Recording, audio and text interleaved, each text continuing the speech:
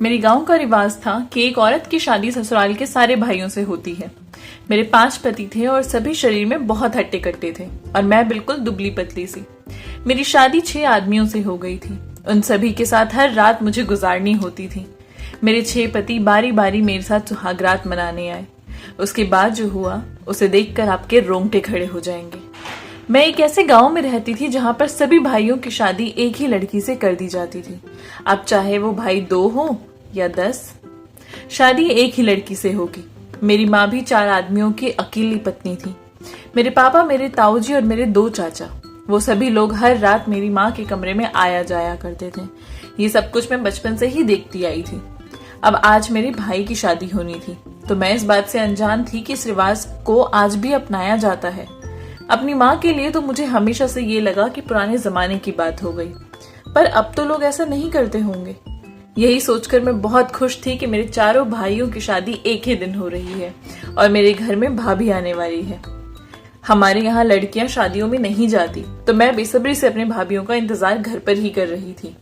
पर मुझे बहुत अचंभा उस समय हुआ जब मेरे भाई और भाभी का गृह प्रवेश हो रहा था। वहां मेरे 5 भाइयों में सिर्फ एक ही भाभी थी। मैं सोच में पड़ गई कि मेरी बाकी भाभियां कहाँ गई, लेकिन मेरी माँ और घर की सभी औरतें घर के बाकी कामों में और रीति रिवाज में व्यस्त थीं और मैं भी उन्हीं में व्यस्त हो गई। कुछ समय बाद मुझे पता चला कि मेरी भाभी की शादी मेरे सारे भाइयों से हो गई है। मैं उनके दर्द को बहुत अच्छे से महसूस कर सकती थी, पर मैं इस परंपरा के सख्त खिलाफ भी थी। मैंने बहुत बार इस बारे में अपने घर पे बात भी की, लेकिन कोई भी मेरी बात को सुनने को तैयार ही नहीं था।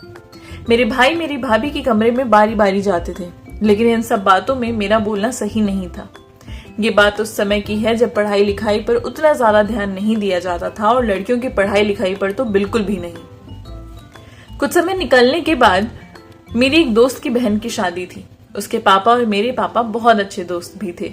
हम सब परिवार आमंत्रित थे शादी में। मैं भी अपने घर वालों के साथ शादी में गई। यहाँ पर भी मैंने यही देखा कि मेरी दोस्त की बहन की शादी 3 आदमियों से हो रही थी। ये बात मुझे अब परेशान करने लगी थी। मैं वापस घर आई और अपनी माँ से पूछा कि माँ, ये कैसा रिवाज है कि एक लड़की की शादी इतने सारे आदमियों से। मेरी माँ मुझे बहुत ही प्यार से समझाने लगी कि बेटा, ये रिवाज तो बहुत समय से चला आ रहा है। जब भी किसी लड़की का रिश्ता तय होता है तो उसके ससुराल में उसके जितने भी भाई होते हैं उन सभी से उस एक लड़की की शादी कर दी जाती है। ये कोई आज की नई बात तो नहीं। हर लड़की इस तरीके से समझौता करती आई है। मैंने अपनी माँ से पूछा, माँ, इतने सारे लड़कों को अकेले कैसे संभाल पाती होगी? तो मेरी माँ कहने लगी कि बेटा, अब ऐसा ही है, हर लड़की को समझौता करना ही पड़ता है, धीरे धीरे आदत हो जाती है। मुझे माँ की बातें कुछ खास समझ नहीं आ रही थी। मैं वहां से चली गई। कुछ समय हुआ ही था कि मेरी उम्र आज 19 साल हो गई थी। अब मेरे घर पर भी मेरी शादी की बातें होने लगी थी, पर मुझे शादी की खुशी से ज्यादा दुख हो रहा था कि ना जाने मेरी किस्मत मुझे कहाँ और कितने आदमियों के बीच ले जाएगी। धीरे धीरे मैंने अपने मन को समझा लिया था कि अब जो जैसा होना है वो तो होकर ही रहेगा। कुछ दिन गुजरे ही थे कि एक दिन मेरा भाई घर आया और उसने कहा कि हमने नैना के लिए बहुत अच्छा रिश्ता कर लिया है। बहुत ही अच्छा परिवार है। घर में 6 भाई हैं। 6 लड़के सुनकर मेरे पैरों तले जमानो जमीन ही निकल गई हो। हाथ पैर कांपने लगे थे मेरे। मैं कैसे संभाल पाऊंगी इतने आदमियों को? शादी की खुशी तो बिल्कुल नहीं थी, बस डर लग रहा था। ये कैसा गंदा रिवाज था। कभी किसी ने इसके खिलाफ आवाज क्यों नहीं उठाई? मैंने उठाने की कोशिश की थी। मैंने हर संभव कोशिश की कि ये शादी ना हो, पर मैं नाकाम रही और मेरी शादी उन 6 आदमियों से हो गई थी। कई बार अपनी भाभी और माँ से भी मैंने इस बारे में बात करने की कोशिश की, पर उन्होंने भी मुझे बोल दिया था कि अब जो जैसा है तुम्हें वैसा ही निभाना होगा। मेरी माँ तो मुझे ये समझाने लगी कि देखो, तुम्हारी भाभी भी तो निभा रही है ना, मैंने भी निभाया था, धीरे धीरे तुम्हें भी आदत हो जाएगी। मैं बहुत ही दुखी मन से वहां से चली गई। मैंने तो हमेशा से ही एक राजकुमार का सपना देखा था, 6 आदमियों का नहीं। मेरा रंग बहुत गोरा था और शादी के लाल जोड़े में मैं बहुत सुंदर दिख रही थी। हर कोई मेरी तारीफ कर रहा था, पर किसी की भी तारीफ मेरी चिंता को कम नहीं कर रही थी। अब मुझे मंडप पर ले जाया गया तो उन आदमियों को देखकर मेरा दिल तो मानो धड़कना ही भूल गया हो। हर कोई बहुत खुश नजर आ रहा था, पर मेरी खुशी का ख्याल किसी को नहीं था। मैं अपनी मजबूरी के आगे कुछ न कर सकी। मेरे सभी पतियों ने एक एक कर मेरी मांग में सिंदूर भरा और उसके बाद एक बहुत बड़ा सा मंगलसूत्र मेरे गले में डाल दिया गया। फेरों का समय हुआ तो उन 5 आदमियों का गठजोड़ा मेरे साथ कर दिया गया और फेरे ले लिए गए। कुछ ही समय में पंडित ने कहा कि शादी पूरी हो गई। जैसे जैसे मेरी शादी का कार्यक्रम आगे बढ़ता जा रहा था, मेरी घबराहट मानो बढ़ती ही जा रही थी। शादी बहुत ही अच्छे से हुई थी मेरी। सब लोग खाना पीना खाकर अपने अपने घर चले गए थे। सिर्फ घर के लोग ही रह गए थे। शादी के बाद मुझे एक कमरे में ले जाया गया। वहां पर मेरी माँ, भाभी और कुछ और औरतें भी मौजूद थी। सभी मुझे बहुत ही प्यार से समझाने लगी कि देखो बेटा, अब से ये 6 पति ही तुम्हारी पूरी दुनिया है।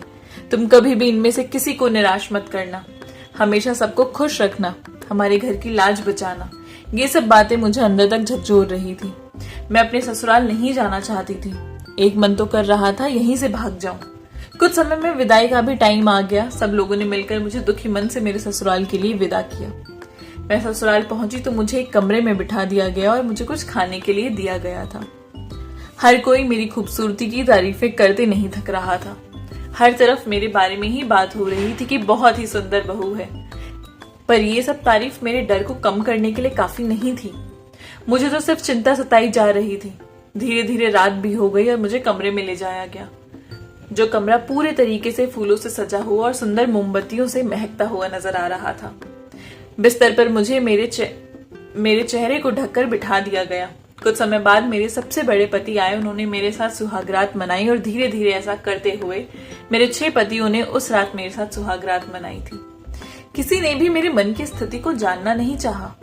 जब एक पति चला जाता था तो उसके बाद मैं दूसरे पति के लिए वापस से अपना चेहरे को ठीक करते हुए, अपने मेकअप को ठीक करते हुए घूंघट डालकर फिर बैठ जाती थी। एक समय पर तो मुझे अपने ही शरीर से घिन आने लगी थी। सुबह होने के बाद वो सब काम पर निकल गए और मैं भी घर के कामों में लग गई। अब ये सब हर रोज की बात हो गई थी।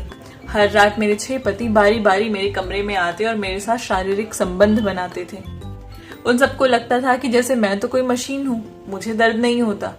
पूरी रात वो लोग मेरे साथ यही सब करते रहते थे और पूरा दिन घर का काम करके मेरी तबीयत खराब होने लगी थी। अब ये सब कुछ ऐसे ही चल रहा था। एक दिन मुझे मेरे माँ बाप से मिलने के लिए मेरे घर ले जाया गया।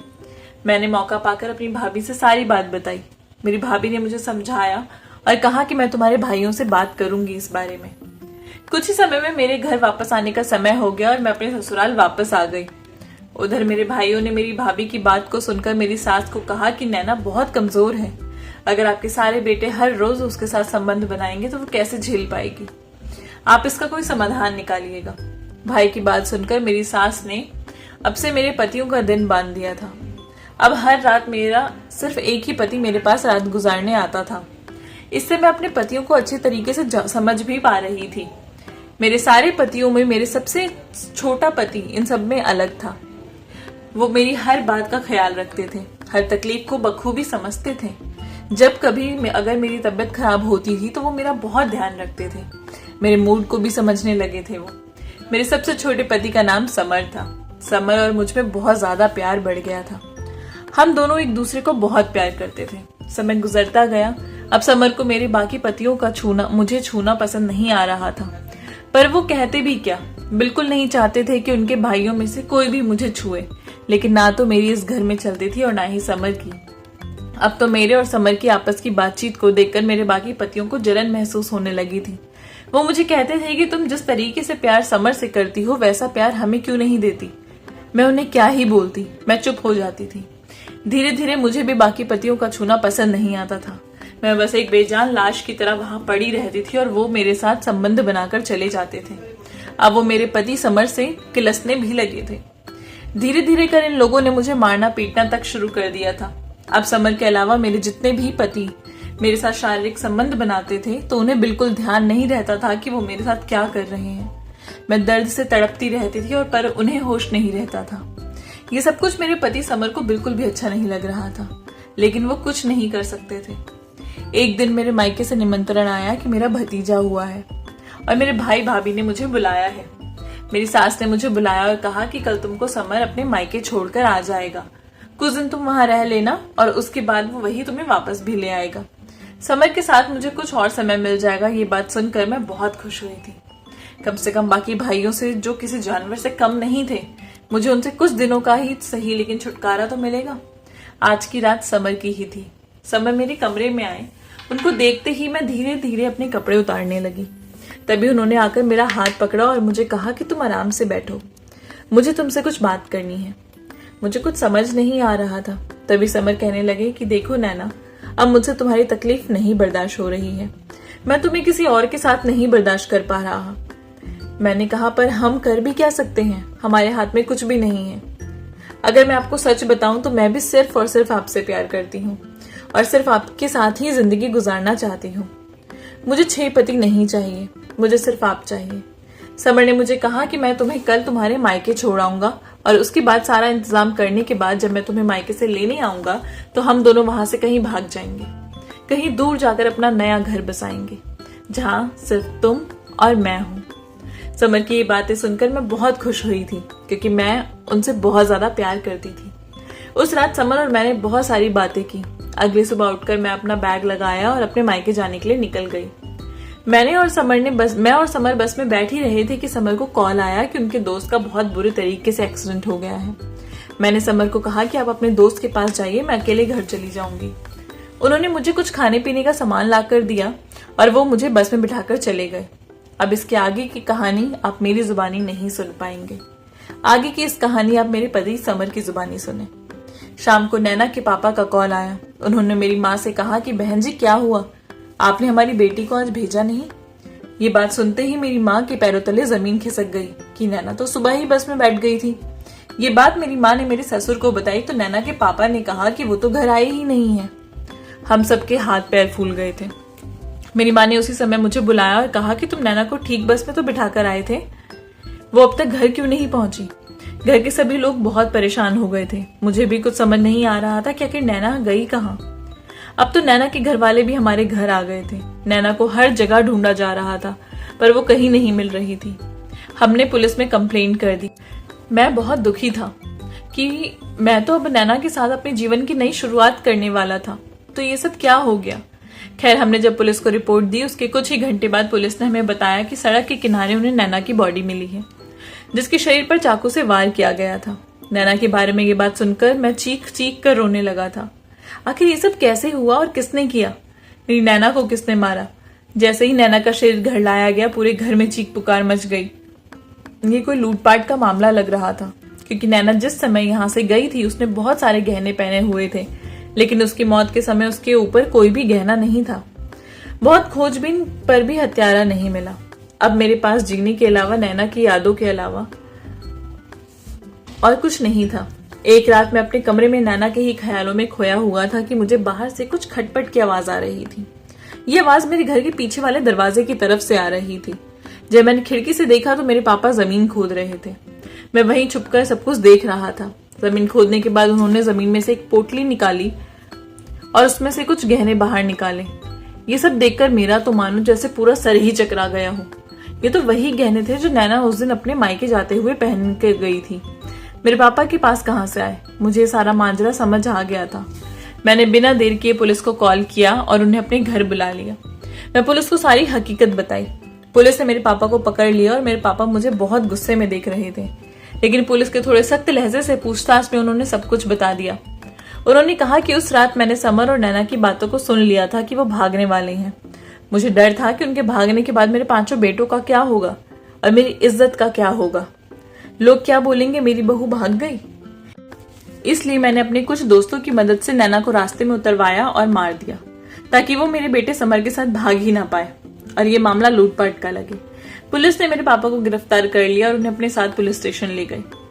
मुझे इस बात पर बिल्कुल भी यकीन नहीं हो रहा था कि मेरे पापा ऐसा कर सकते थे। मेरी नैना मेरी जिंदगी थी, उन्होंने मुझसे मेरी जिंदगी ही छीन ली थी। ये कैसा रीति रिवाज है और ये कैसी इज्जत है जिसको बचाने के लिए लोग एक दूसरे को मार तक देते हैं। अब मेरे बाकी भाइयों ने एक लड़की से शादी कर ली थी, वो सभी उसी के साथ रहते थे, लेकिन मैंने उस लड़की से शादी नहीं की। मैं अपनी पूरी जिंदगी सिर्फ नैना की यादों के सहारे ही बिता लूंगा, मुझे किसी की जरूरत नहीं। आई होप आपको ये कहानी पसंद आई होगी। अगर अच्छी लगी है तो चैनल को प्लीज सब्सक्राइब कर दीजिए, लाइक कर दीजिए और अपने प्यारे से कमेंट नीचे ड्रॉप कर दीजिए।